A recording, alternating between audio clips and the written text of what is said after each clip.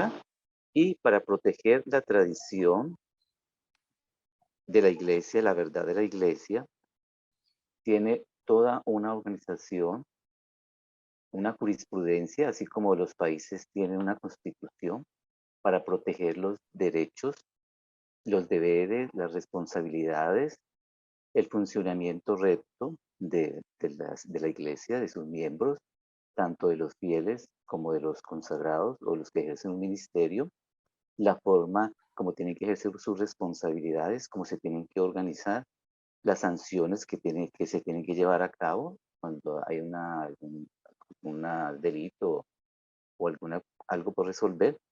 La iglesia tiene este conjunto de orden jurídico que se llama Código de Derecho Canónico de la Iglesia Católica. Lo pueden ustedes encontrar en internet, es gratuito. Búsquenlo de esa forma como aparece ahí. El Código de Derecho Canónico de la Iglesia Católica. Muy bien. Entonces allí ustedes van a ver que este código es un compendio que tiene todo lo que es el orden jurídico de la Iglesia respecto a los fieles y respecto a todos los miembros. Muy bien. Entonces habíamos visto de que en la Iglesia han surgido muchos movimientos eclesiales o nuevas comunidades o movimientos laicales que en el derecho canónico se asumen con el nombre de Asociación de Fieles Laicos. Entonces, por ejemplo, la congregación, el Apostolado de la Preciosa Sangre, es una asociación de fieles laicos, ¿sí? Hemos visto las dimensiones carismáticas y jurídicas, es decir, primero viene el Espíritu, la dimensión carismática. El Espíritu Santo dio este carisma a un instrumento, a una persona que en su momento, y todavía lo es un laico, nace como una comunidad laical y se extiende a otros países como una comunidad laical, muy importante entenderlo. Entonces la iglesia, los obispos, Roma, la curia romana, todo lo va a entender que esta es una asociación de fieles laicos. Como habíamos dicho, de acuerdo al derecho canónico de la Iglesia Católica, los laicos, es decir, ustedes, las personas bautizadas, laicos de la vida secular, los que no están vinculados a una comunidad religiosa, no son religiosos o religiosas, ni son sacerdotes, ustedes que se llaman los laicos que están en el mundo secular, tienen el derecho en la iglesia, por el simple hecho de estar bautizados, de asociarse y conformar unas asociaciones de fieles. Por eso existen muchas asociaciones, ustedes conocen en sus regiones, por ejemplo, las cofradías o los movimientos como la Renovación Carismática, Emaús, Lazos Marianos, Cáritas, Pastoral Social y otras organizaciones, todas las organizaciones que ustedes entienden en la iglesia, asociaciones que pueden ser de carácter espiritual, en oración, movimientos de oración, o también de una práctica pastoral específica, por ejemplo, para trabajar con personas en drogadicción, para trabajar con los matrimonios, para trabajar con los niños, etcétera, que se organizan. Entonces tienen el derecho a organizarse en la iglesia. Muy bien, tienen ese derecho, es decir, que no tienen que pedir permiso. Lo que sucede después, que vamos a ver más adelante, es cuando ya existe esa asociación que surge de un carisma específico, ¿qué hace la autoridad de la iglesia? Proteger ese carisma fundacional, su espiritualidad, su pedagogía, ¿cierto? Su estatuto, su razón de ser y su misión específica en la iglesia local lo va a defender. Y para eso existen las normas del derecho canónico, que es para defender a esas asociaciones de laicos. Entonces, los obispos entran a evaluar cómo va ese movimiento y si ese movimiento, en primer lugar, para poder autorizarlo, corresponde a la sana doctrina de la Iglesia Católica y cuál es el fin que persiguen, si tienen unos estatutos, cómo están organizados, etcétera. Es decir, que estén en comunión con la iglesia local, es decir, con el obispo o con el arzobispo, ¿bien? Y que su doctrina, su espiritualidad sea, esté en función con la iglesia. Entonces, para resumir nuevamente a todos los hermanos que están allí, primero, pues le damos gracias por su disposición. Esto es muy importante, estas conferencias, esta formación, porque la iglesia tiene un orden jurídico, así como los países tienen unas constituciones por mediante la cual se defiende a los derechos y los deberes de los ciudadanos y las instituciones, las responsabilidades que deben asumir cada uno, las sanciones y cómo se tienen que hacer. En la Iglesia Católica también existe un orden jurídico que precisamente su nombre lo dice, orden jurídico es el que le da orden a las instituciones para que se preserve el espíritu. Entonces, la ley no es la ley por la ley, no. La ley, como dice la Escritura, es para proteger el espíritu, o sea, es el espíritu de la ley. ¿Qué protege la ley canónica en la Iglesia Católica?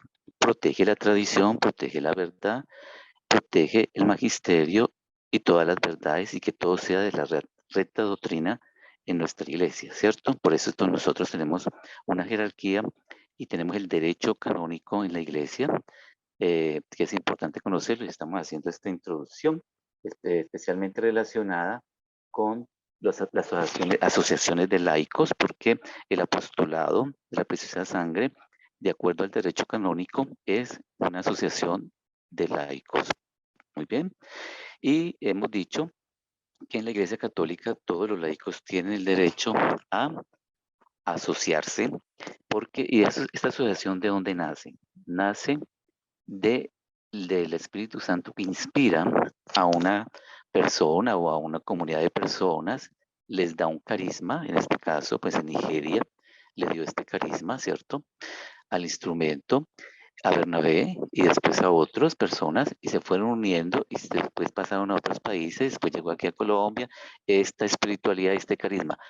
¿Por qué es importante el derecho canónico y las normas jurídicas?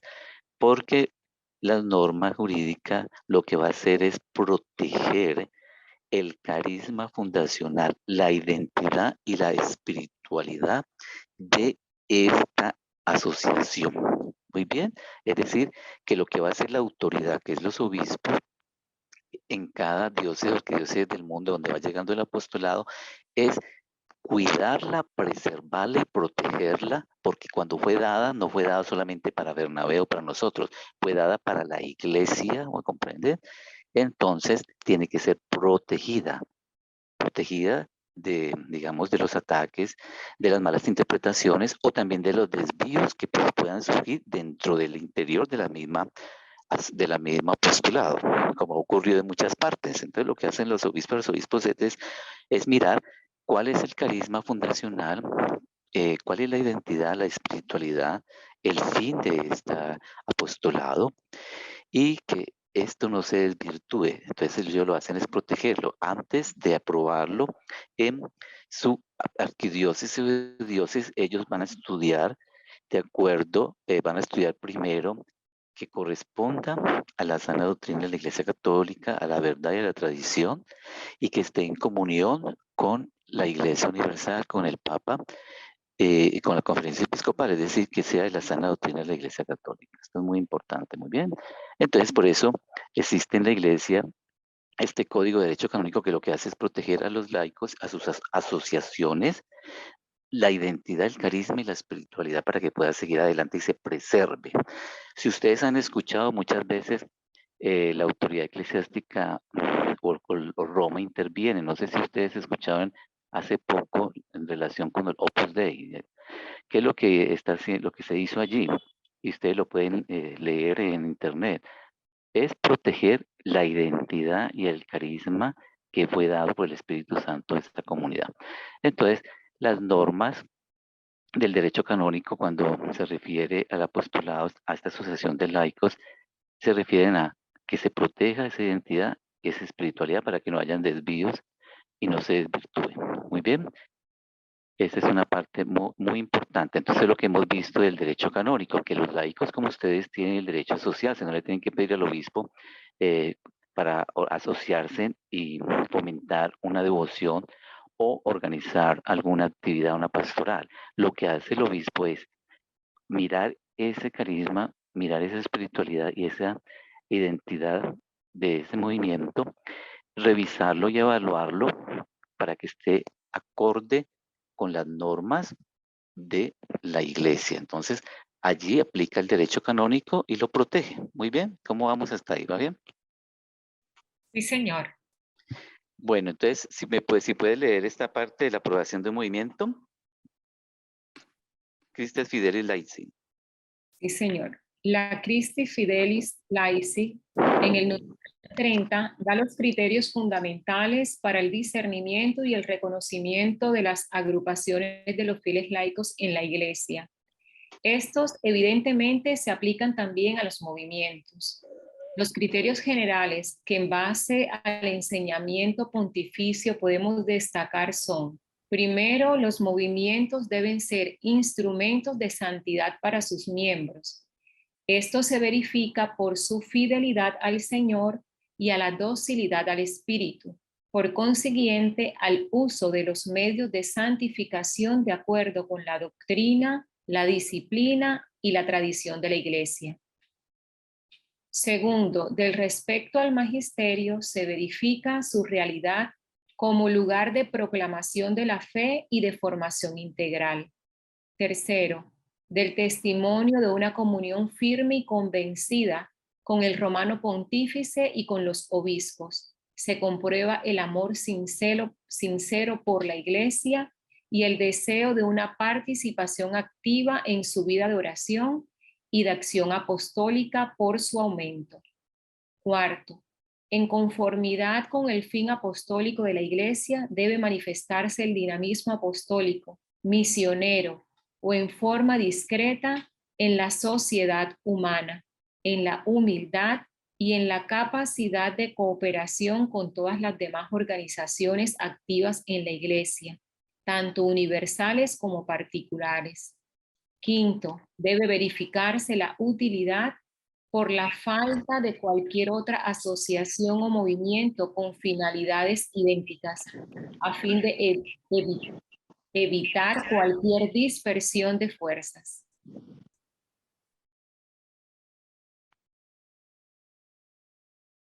Muy bien. Entonces, lo que se ha dicho allí es lo que habíamos dicho ahora, de que lo que permite el derecho canónico y lo que va a ver un obispo, cuando va a aprobar un movimiento en su iglesia local, o sea, en las diócesis o arquidiócesis, lo que hacen ellos es primero que ese carisma y esa identidad esté de acuerdo a la comunión con la Iglesia Católica, ¿sí? A la autoridad local y a la tradición de la Iglesia y a la misión de evangelización de la Iglesia y principalmente, como dice allí, a que ese carisma y ese movimiento, su, su identidad y su espiritualidad vayan dirigida a lo que es la misión especial de la Iglesia, que cuál es la santificación de las personas. Muy bien. Entonces, eso es lo primero, la parte espiritual. Ellos observan y dicen, bueno, este apostolado, esta identidad y este carisma contribuyen a la santificación del pueblo de Dios. Y ese es el primer punto. Muy bien. ¿Seguimos?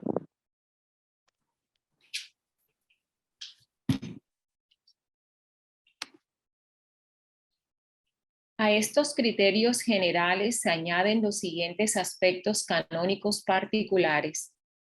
Primero, claridad de los fines, que también deben estar especificados por el hecho que el movimiento sea aprobado como asociación pública. Segundo, estructura suficientemente bosquejada, aunque sí generalmente es compleja en cuanto constituida por varias categorías de personas. Tercero, el estatuto, en coordinación con los estatutos particulares o los reglamentos de las distintas ramas del movimiento. Debe contener 2 puntos. La naturaleza del movimiento, privada o pública. La índole eclesial, lo que significa que abarca varias categorías de personas en la iglesia, igualdad de derechos. Del fin, que también debe ser mixto, algunos dedicados a la contemplación, incluso la vida eremítica, otros a la actividad apostólica y caritativa, el espíritu o la espiritualidad, forma concreta de relacionarse con Dios y con los demás, reproduciendo en sí un aspecto o más del ministerio de la vida de Cristo, la estructura de gobierno, normas sobre la administración de los bienes, normas sobre las relaciones con los institutos de vida consagrada, con los cuales el movimiento fuese conectado ya por origen o por espiritualidad o por actividades apostólicas comunes. Normas sobre la disciplina de los miembros, sus derechos y obligaciones, especialmente en relación con los consejos evangélicos en caso de ser asumidos. Normas sobre la formación, incorporación y dimisión de los miembros.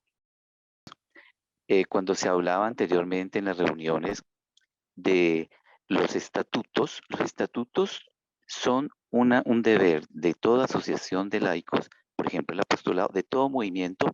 Ningún movimiento en la iglesia puede ser un movimiento sin normas y sin estatutos, ¿ya?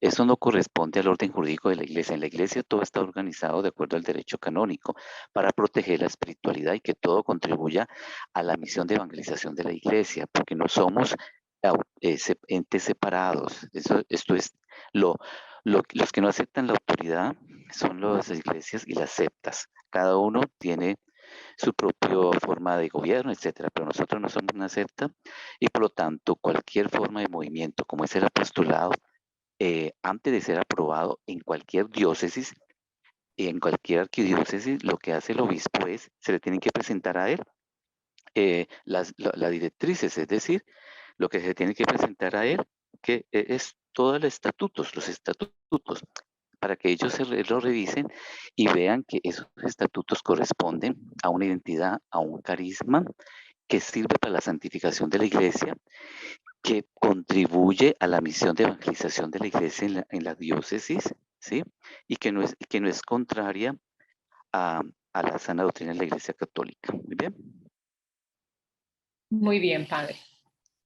Y también allí dicen que hay muchos movimientos, por ejemplo, el apostolado es un tipo de asociación, de movimiento de carácter espiritual, más de vida, podemos decirlo, contemplativa, en ese sentido, ¿cierto? De reparación, de una oración.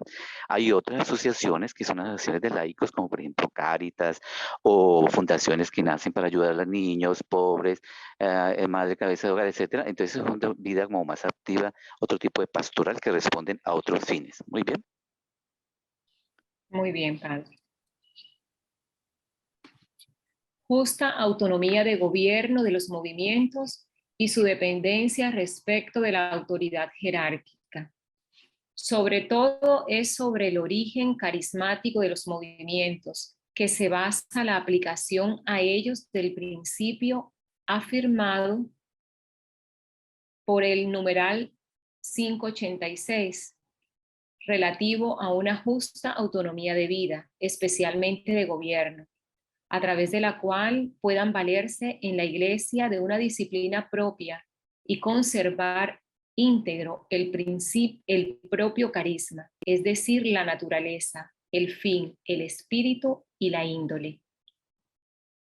La autonomía respecto a los obispos diocesanos varía según la naturaleza del movimiento, es decir, según sea aprobado por el obispo diocesano o por la conferencia episcopal o por la Santa Sede.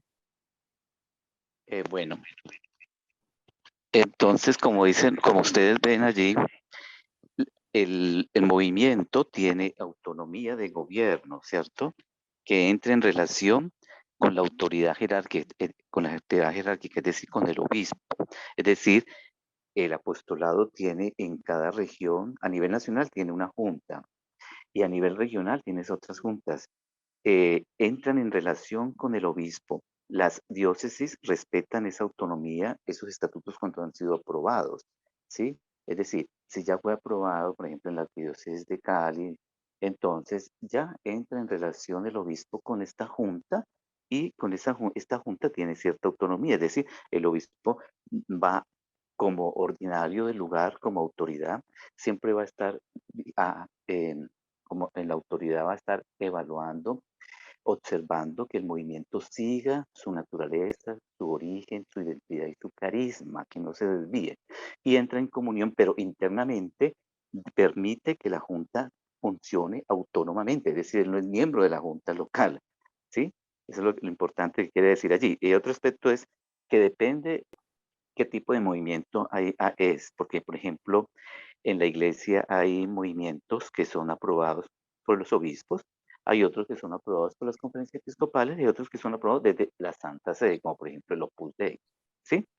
Eso es lo que quiere decir allí. Lo que quiere decir allí es que es muy importante que cada movimiento tenga unos estatutos, una junta, unas normas, que son las que le dan la autonomía y son las vías de comunicación con el obispo o el arzobispo. Muy bien, pero esa autonomía viene de la aprobación que el obispo da cuando ha revisado que esos estatutos están bien, que esa junta está bien y que lo que se busca es la misión de santificación del pueblo de Dios en esa diócesis, que ese movimiento contribuya a que sea un movimiento espiritual como el apostolado, que lo que invita es a la oración, a la contemplación. Entonces, lo van a ver, lo van a aprobar y después van a estudiar es que los estatutos y la junta estén organizados de tal forma que preserven eh, la identidad del carisma. Muy bien, Muy bien, padre. bueno,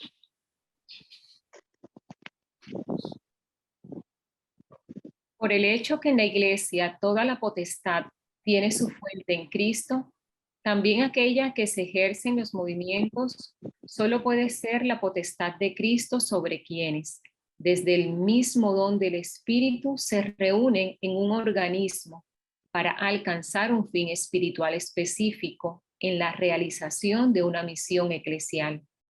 Tal misión es dada, sin embargo, a través de la autoridad eclesiástica en el mismo acto de aprobación del movimiento y de su estatuto, en vistas al buen gobierno del mismo, según su propia naturaleza.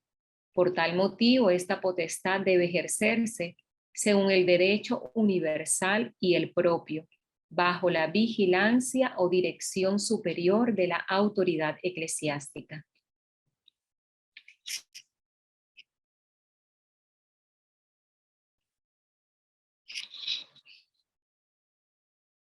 muy bien. ¿Aló? Sí, señor. Bueno, entonces, aquí lo que se refiere es lo que estamos repitiendo una y otra vez, es decir, lo que va a revisar los obispos cuando quieren aprobar el movimiento en cada diócesis es que, primero, su identidad, su carisma, su espiritualidad contribuyan a la misión de la iglesia, primero de la iglesia local y de la iglesia universal, ¿sí? Y que tengan unos estatutos, que tengan una junta organizada, porque eso es lo que le da la estructura jurídica que le permite la autonomía y que le permite ser aprobado en una diócesis. Es decir, en pocas palabras, la iglesia siempre exige que cualquier movimiento de laicos tenga un orden jurídico interno y ese orden jurídico se llama los estatutos, que tenga una autoridad autónoma y se llama la Junta Local, la Junta Nacional. Ningún movimiento puede ser de esa forma, nace informalmente, sí, pero después se tiene que estructurar para que pueda ser aprobado. No pueden existir, no existen movimientos informales en las arquidiócesis. Van naciendo, pero después tienen que ser formalizados. Es como la historia del apostolado en muchas partes de Colombia. Por eso hay que tener mucha paciencia y durar mucho.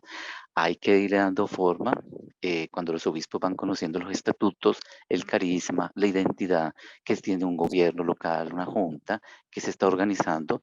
De esa forma es que poco a poco se van a ir aprobando. Eso no se va a aprobar en un día que diga la conferencia aprobado en todo Colombia. No, la iglesia funciona de esta forma.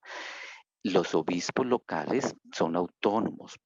Entonces, cada obispo en cada diócesis tiene la autoridad de aprobar o no aprobar o de esperar su debido tiempo. No es que va a ser aprobado por decreto para todo un país en un solo día. ¿Sí me hago entender? Sí, señor. Bueno, sigamos. Todos los movimientos están sometidos a la vigilancia de la autoridad eclesiástica competente, que debe atender ejercitando el derecho y cumpliendo el deber de visitarlos según el derecho común y el estatuto, que en ellos se conserve la integridad de la fe y de las costumbres, y que no se insinúen abusos en la disciplina eclesiástica. La Santa Sede es competente para todos los movimientos de cualquier género, mientras el ordinario del lugar lo es para los movimientos diocesanos y para aquellos que desarrollan su acción en la diócesis. Además, todos los movimientos están sometidos al gobierno de la misma autoridad según las disposiciones del derecho universal. Muy bien, entonces aquí estamos hablando de la relación entre el movimiento y la autoridad local, que son los obispos. Es decir, aquí en la Iglesia Católica, el Santo Pontífice, el Papa, él puede intervenir en cualquier tipo de movimiento. Él es autónomo, ¿sí? Puede intervenir, puede ser un movimiento de carácter internacional o puede ser un movimiento de una diócesis específica. Él tiene toda la autoridad plena, muy bien. Pero lo ordinario es, lo tradicional es que los movimientos entran en relación con la autoridad local, es decir, en cada diócesis donde están ustedes, el apostolado, está bajo la autoridad de ese obispo, muy bien, es lo que quiere decir acá, muy bien. Muy bien. ¿Por qué? Porque es el obispo el que va a entrar a observar, a diagnosticar si el movimiento o la asociación o el apostolado realmente está siendo fiel a lo que es o se está desviando. Entonces, cuando se desvía y se habla de abusos, ahí se habla de ese tipo de abuso, es decir, cuando se desvía de su fin y su identidad y se mezcla, entonces allí el obispo va a intervenir. Por eso es muy importante lo que hemos dicho todas las personas en las anteriores conferencias sobre cuando se decía, por ejemplo, que no hay que mezclar una cosa con la otra en el apostolado. No podemos traer cosas de otros movimientos a lo que corresponde al carisma fundacional y a la identidad propia y a la espiritualidad específica de la pedagogía específica de este movimiento. ¿Por qué? No es porque uno quiera ser celoso, no. Es porque la autoridad de la iglesia no lo va a permitir porque está cobijado bajo el derecho canónico y el derecho canónico no permite esas situaciones. El derecho canónico, lo vuelvo a repetir, preserva la identidad de cada carisma. Entonces, ¿qué es lo que hace el obispo? Cuando el obispo de una diócesis por allá, digamos, dígame, una diócesis por allá en Vitú, digamos, le presentan el apostolado, entonces él va a ver cuál es la identidad, cuál es el carisma, cuáles son las normas que tienen, la junta que tiene, el gobierno que tiene. Muy bien. Entonces, ¿a qué se van a dedicar ustedes? Entonces, él va a ver cuál es el carisma, cuál es su espiritualidad. Muy bien, se van a dedicar a la oración, a esta oración fuerte, a esta oración de reparación, la oración por los sacerdotes, la oración, sí, para la santificación de la iglesia. Entonces dice, bueno, ese es su carisma y esa es su pedagogía. Ellos tienen lo que llaman llamados, se reúnen en estos momentos, lo hacen la oración de esta forma, tienen su devocionario, todo lo tienen organizado. Entonces, si está todo organizado y todos los miembros son fieles y obedientes y hacen lo que deben hacer de acuerdo a las directrices para defender la identidad del carisma, no va a haber ningún problema. ¿Cuándo surgen los problemas? Cuando uno mismo es desobediente e infiel y le empieza a mezclar una cosa con la otra como una cosa personal. No, así no funciona en la iglesia. No, usted no le puede mezclar porque no puede atentar contra el carisma original que es sagrado porque es dado por el Espíritu Santo. Usted no puede ir contra la autoridad, primero de la autonomía del movimiento, de la autoridad y de que la autoridad en el movimiento, ¿para qué existe? Para preservar esa identidad, ¿sí? Para evitar dificultades y problemas. Entonces, ¿qué sucede?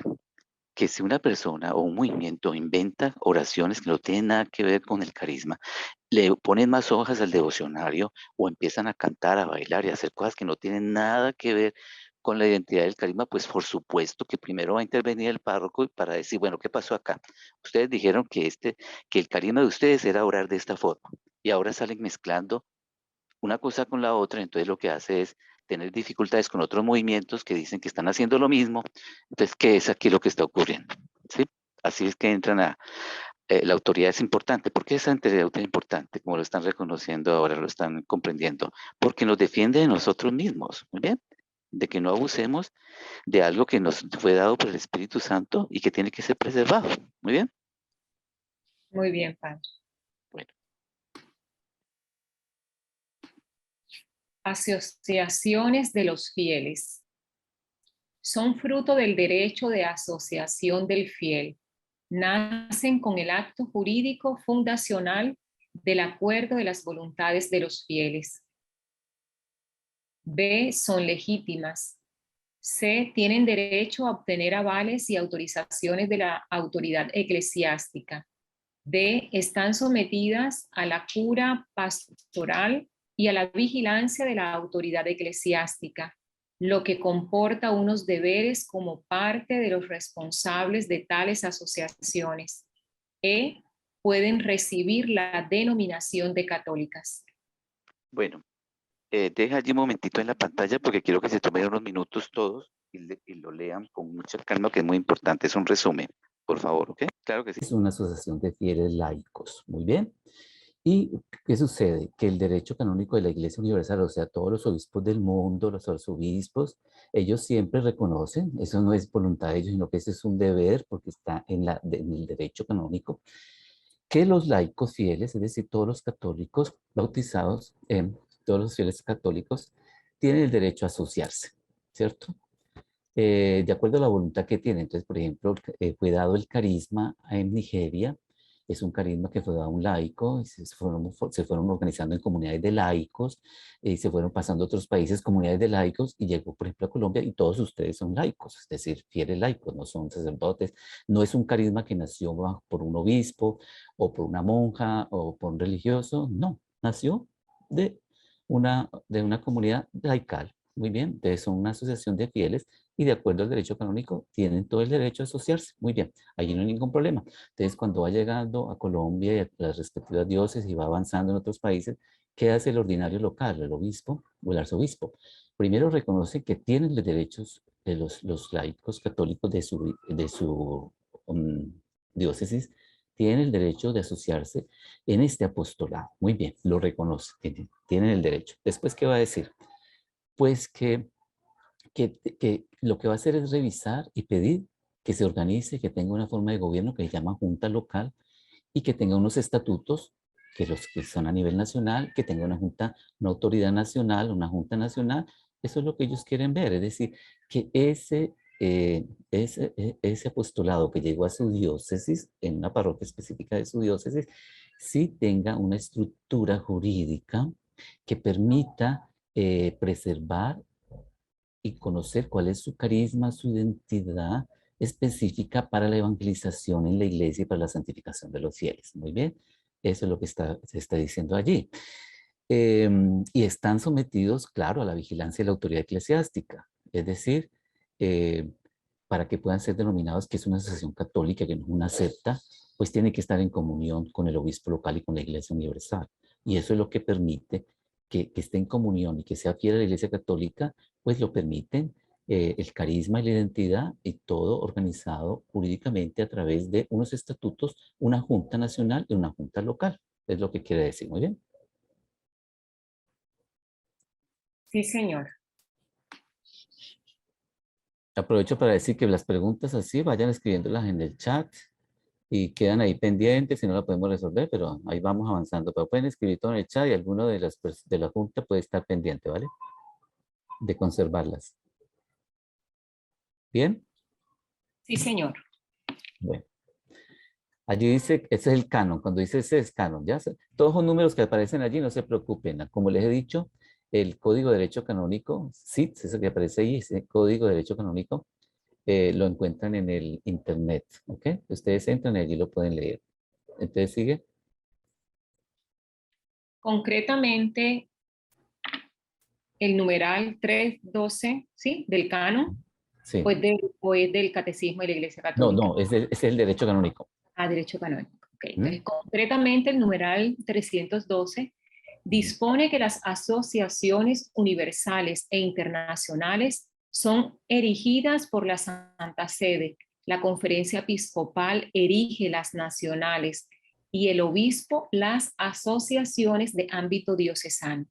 Bueno, en este caso, el apostolado viene de la última parte, que son los obispos, que van aprobando el apostolado en cada diócesis. Muy bien. ¿Por qué? Porque esto no nació de la Santa Sede, o sea, no fue el Papa que dijo vamos a formar esto, no fue la Conferencia Episcopal de Nigeria o de Colombia que dijo vamos a organizar esto, no. Nació de una comunidad de laicos y se fue difundiendo por medio de las diócesis y arquidiócesis, ¿ok? Ok. Los estatutos de la Asociación de Fieles. Los estatutos constituyen la norma fundamental de la asociación. Se podrían definir los estatutos de una asociación como la ley básica por la que se rige la vida societaria, tanto en las relaciones internas de los socios como ante la autoridad eclesiástica y los demás fieles. Toda asociación de fieles ha de tener sus estatutos propios.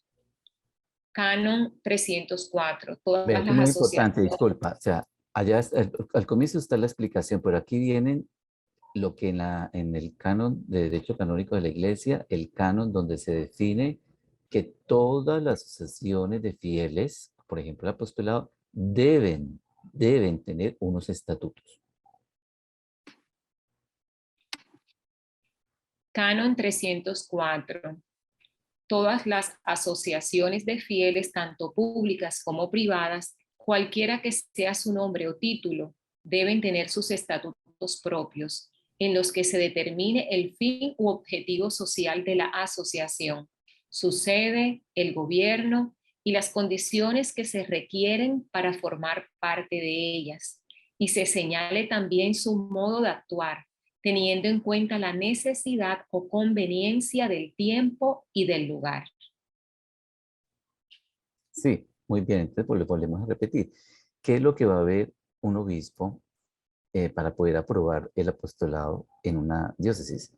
No es automáticamente, pues tiene que revisar que tenga unos estatutos, ¿sí? Nacionales que se traducen a nivel local en una junta local que responde y es fiel a esos estatutos eh, de la asociación a nivel nacional y que esos estatutos a nivel nacional lo que hacen es garantizar el carisma, la identidad específica del apostolado.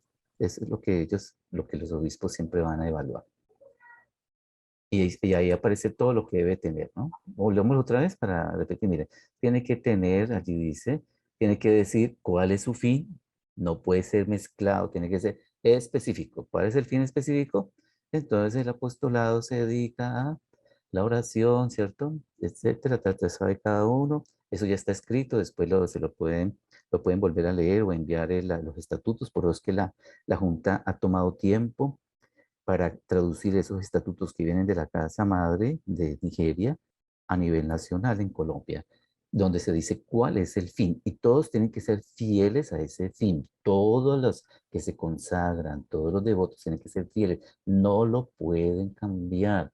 No lo pueden tergiversar porque se pierde la identidad y allí es donde surgen las dificultades con los sacerdotes y con los obispos. Si usted es fiel a los estatutos, y los estatutos lo que dicen y muestran es que este es el objetivo, la oración, la reparación, estos son los llamados, esta es la junta, esta es la forma como oramos, estos son los devocionales, etcétera, todo organizado, entonces no hay ningún problema. La sede nacional, el gobierno, es decir, la Junta Nacional, todo eso tiene que formar parte de lo que es los estatutos de una asociación de fieles. Sí. El canon 304, como vemos, señala algunas de las indicaciones que ha de contener el estatuto: el fin u objeto social, la sede o el domicilio social, el gobierno y las condiciones para formar parte de ella. A ello habrá de añadir alguna indicación más, como el nombre o título de la asociación, el procedimiento de expulsión de un miembro y las posibles sanciones a los socios, el procedimiento de reforma de los estatutos, la extinción de la asociación y el destino de los bienes en ese caso. La iglesia es muy organizada, por eso tiene el derecho canónico, ¿cierto? Organiza todo. Entonces, los estatutos son obligatorios y nacen de un artículo del derecho canónico, que es el Cano 304, número 1, que dice allí cómo deben ser estos estatutos. En esos estatutos se tiene que decir cuál es el fin del apostolado, cuál es la sede, cómo es la forma de gobierno, cómo pueden participar en ellos, es decir, quiénes, los que son devotos, los que vienen los llamados, los que se van consagrando. Todas estas normas no las inventa la junta local, no lo inventa una señora por acá o un señor por acá. No, en la iglesia no funciona de esa forma subjetiva. Eso es en las iglesias, en las sectas. Aquí todo está organizado de acuerdo al derecho canónico. Ni la Junta Nacional ni la Junta Local puede cambiar este canon, este derecho, porque eso es lo que supervisa cualquier obispo, que ese estatuto, sus estatutos estén de acuerdo a los cánones del derecho canónico, lo que dice allí. Entonces, si todo está organizado, no hay ninguna dificultad.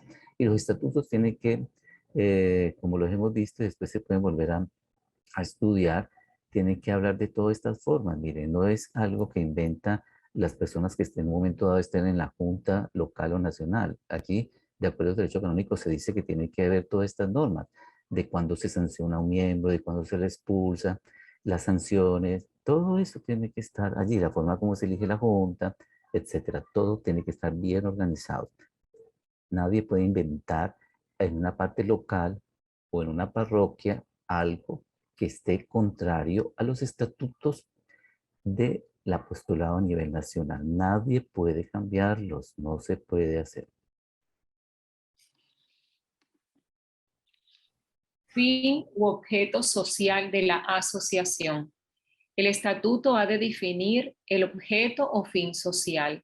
Tal fin distingue la vida de la asociación, pues supone el ámbito de actuación que quieren marcarse los socios fundadores, aquello para lo que deciden asociarse e incluso institucionalizar su unión.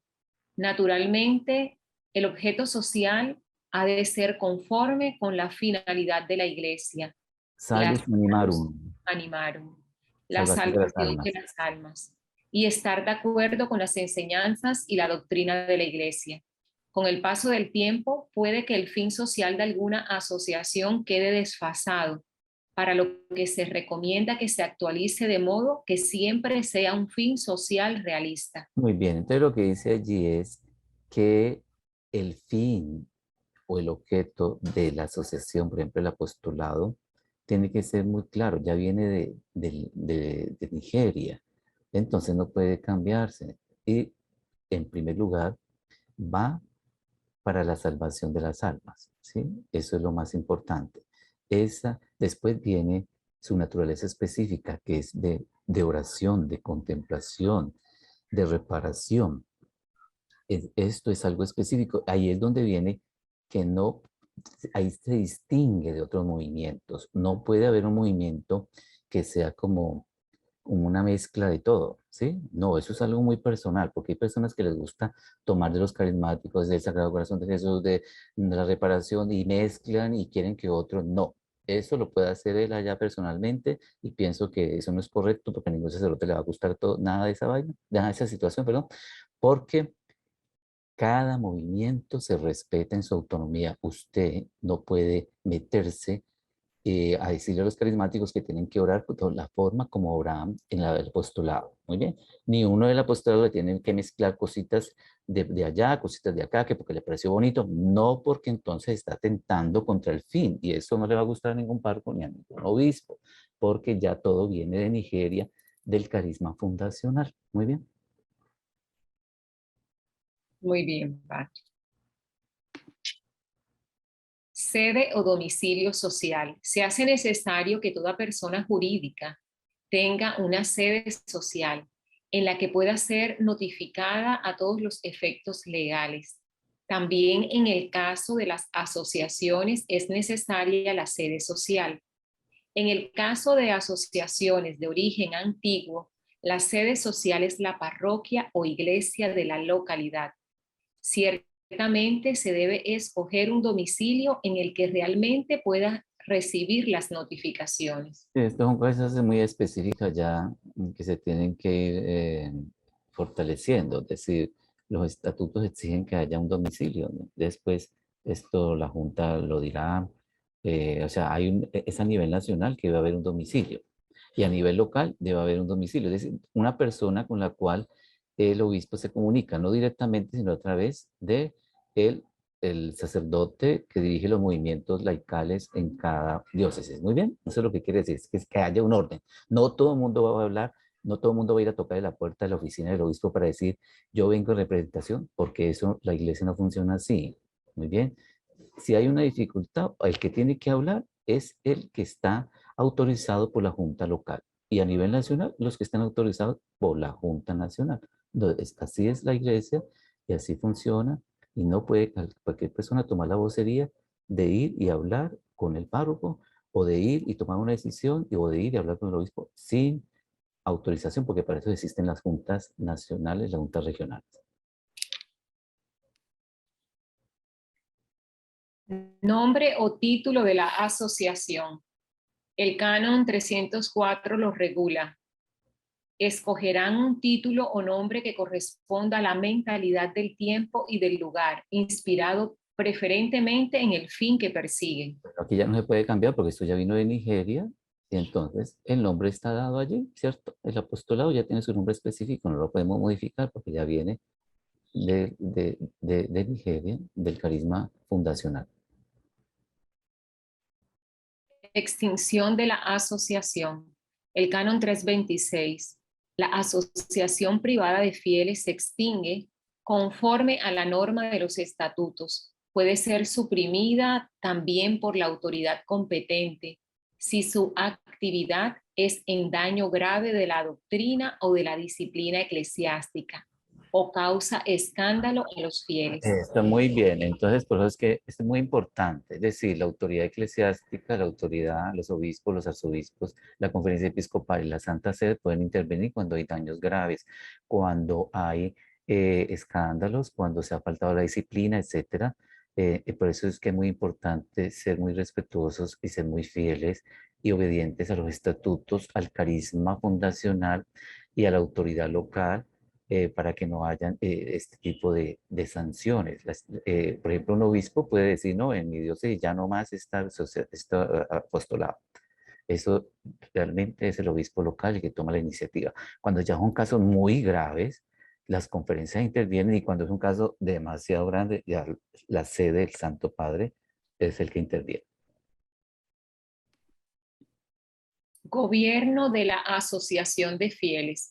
Los estatutos han de desarrollar unos órganos de gobierno de la asociación. Es habitual que las asociaciones tengan como órganos de gobierno el presidente, la junta directiva, compuesta de varios miembros, entre ellos un tesorero o administrador y quizá un director espiritual, y la asamblea de socios. Los estatutos habrán de desarrollar con precisión los ámbitos de competencia de cada órgano y no habrá de omitir la determinación de la competencia en asuntos económicos, procedimientos de enajenación de bienes, personas autorizadas para suscribir contratos y obligaciones, autorizaciones para manejar fondos, incluidas las cuentas corrientes, etc. Es prudente que en estos puntos los estatutos sean lo más exactos posibles.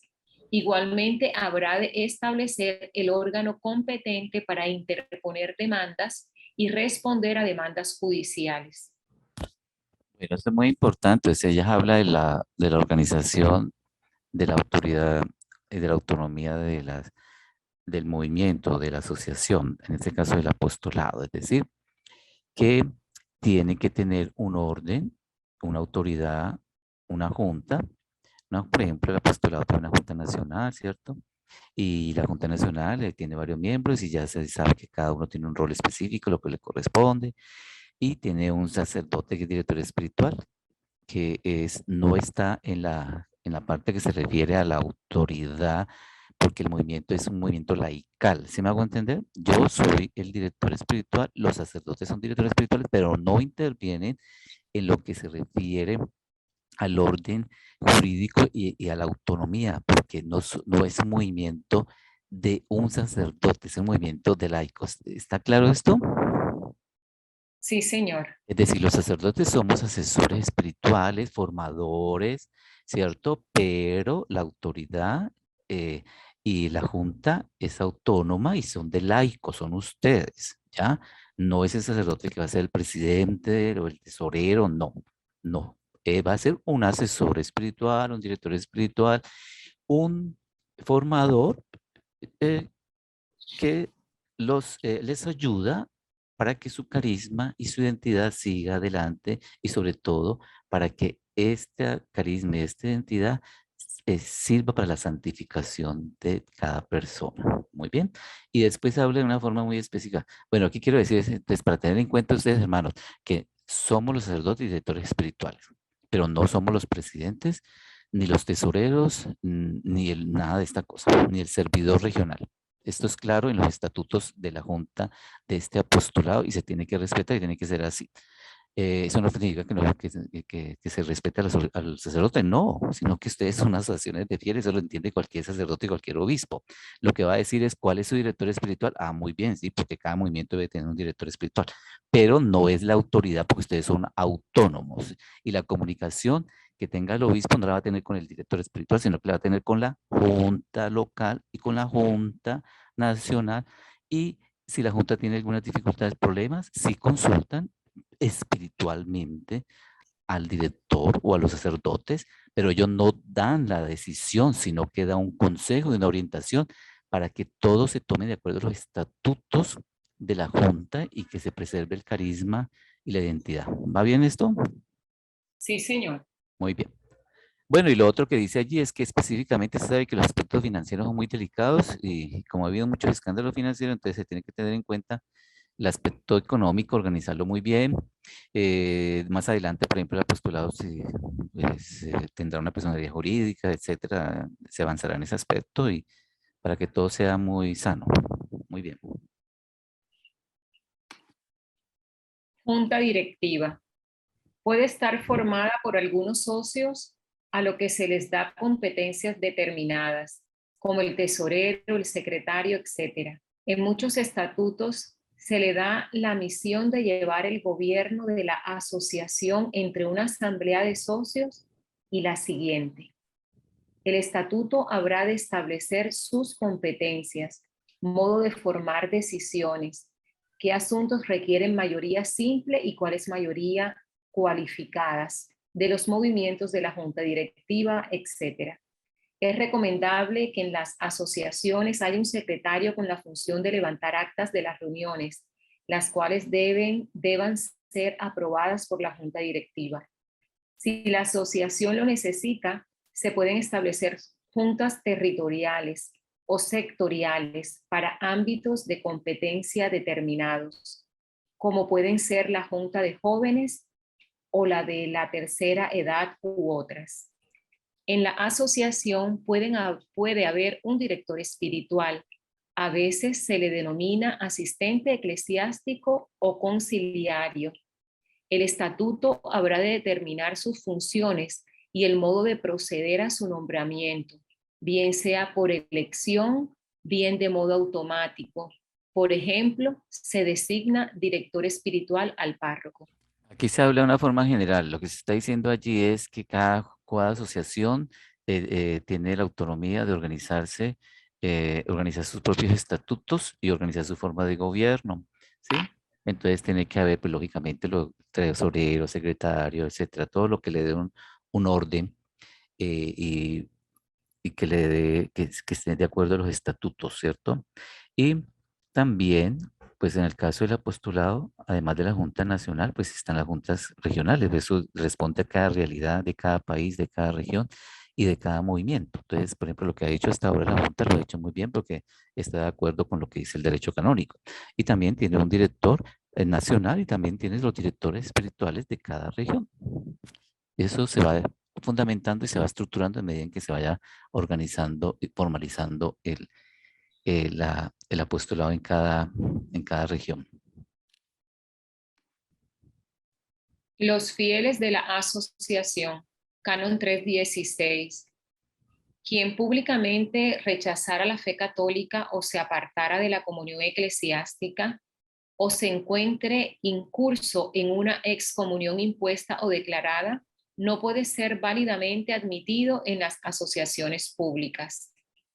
Quienes, estando legítimamente adscritos, cayeran en el caso Del número 1, sí. del número 1, lo que se leyó anteriormente, deben ser expulsados de la asociación después de haber sido previamente amonestados, de acuerdo con los propios estatutos y quedando a salvo el derecho a recurrir a la autoridad eclesiástica de la que se trata en el canon 312. Entonces, todo, mire, todo, como ustedes ven allí, todo lo que es el gobierno interno, la vida interna del apostolado como asociación de fieles, se da dentro de un ordenamiento jurídico que no se lo inventa la asociación, ni el apostolado, ni Nigeria, sino que ya lo tiene la Iglesia Católica. Entonces ahí están los canos que ustedes pueden volver a leer. Y allí son muy explícitos. En los canos dice, y esto es pues del sentido común, que cuando alguien rechaza la fe católica o se aparta de la comunión, por ejemplo, que no acepte el Papa Francisco o algún dogma, entonces, pues, lógicamente ya se declara que no está en comunión con la Iglesia y por tanto no puede ser parte del apostolado. Eso lo dice el derecho canónico, eso no lo podemos cambiar. Y eso es algo muy normal. Entonces, usted no se ponga a discutir, ni a pelear, no, eso es perder el tiempo. Ya el canon del derecho canónico lo dice. El que no está en comunión o rechaza algún dogma de la Iglesia Católica o lo contradice y no vive la sana doctrina o no está de acuerdo con el magisterio o no acepta al Papa Francisco, entonces ya está fuera de la asociación. No hay discusión. Muy bien. Bueno, entonces gracias por su paciencia y por su deseo de formarse. Y vamos a terminar orando todos con la oración que Jesús nos enseñó. Padre nuestro, que estás Padre en el nuestro, cielo, estás en el cielo, santificado sea tu nombre. Venga a nosotros tu reino y hágase tu voluntad, así en la tierra como en el cielo. Danos hoy nuestro pan de cada día. Perdona Perdona nuestras nuestras ofensas, deudas, como como nosotros perdonamos a los que nos también ofenden. perdonamos a los No nos que dejes caer en no la nos dejes tentación y tentación, líbranos del mal. maligno. Amén. El Señor esté con ustedes. Con su espíritu. Por la intercesión de la Santísima Virgen María, los bendiga Dios Todopoderoso, Padre, Hijo y Espíritu